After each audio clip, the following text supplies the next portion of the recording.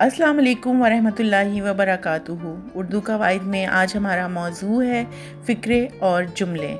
आज हम फ़िक्रे और जुमले का फ़र्क समझेंगे, मिसालें देखेंगे और आसान तरीके से सीखने की कोशिश करेंगे।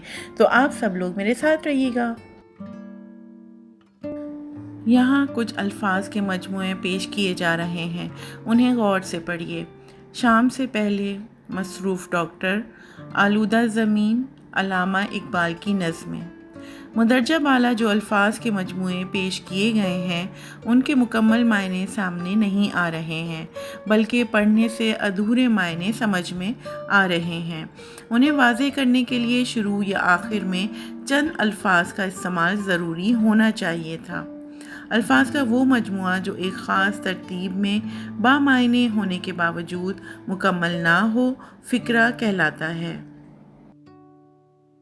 फ़िक्रे की तारीफ़: दो या दो से ज़ायद अल्फाज के मजमूए को फ़िक्रा कहा जाता है, मगर ये बामायने नहीं बल्कि नामुकम्मल होते हैं। इसमें कोई फ़ेल भी इस्तेमाल नहीं होता और ना ही रमूज़ में से कोई सकता या ख़त्मा इसके आखिर में लगता है।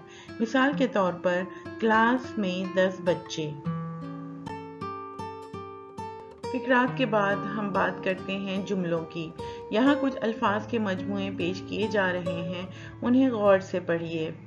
बरसात का मौसम कॉलम अलिफ में, कॉलम बे में बरसात का मौसम आते ही सब खुश हो जाते हैं। कॉलम अलिफ, पेट में दर्द, मेरे पेट में दर्द हो रहा है। कॉलम बे। कॉलम अलिफ में दिए गए फ़िक्रे मायने के एतबार से अधूरे हैं। कॉलम बे में उन्हें जब अल्फाज के साथ जोड़ा गया तो मफ़हूम वाज़ेह हो गया। अल्फाज का वो मजमुआ जिससे बात मुकम्मल वाज़ेह हो जाए जुमला कहलाता है। जुमले की तारीफ़: लफ्ज़ों के बामायने मजमूए को जुमला कहा जाता है। इससे कही जाने वाली बात आसानी से समझ में आ जाती है। आखिर में सकता, ख़त्मा वगैरह लगते हैं और इसमें फ़ेल भी होता है। मिसाल के तौर पे, क्लास में 10 बच्चे अपना सबक याद कर रहे हैं। मुझे उम्मीद है आपको फ़िक्रे और जुमलों में फ़र्क वाज़ेह हो गया होगा। यहाँ पर एक मिसाल दी गई है इबारत की शक्ल में, उसे पढ़िए और उसमें जुमले और फ़िक्रे पहचान कर अलग अलग लिखिए। इसी तरह से यहाँ पर एक और जुमले और फ़िक्रों के जुमले दिए गए हैं, उन्हें पढ़िए और समझने की कोशिश कीजिए।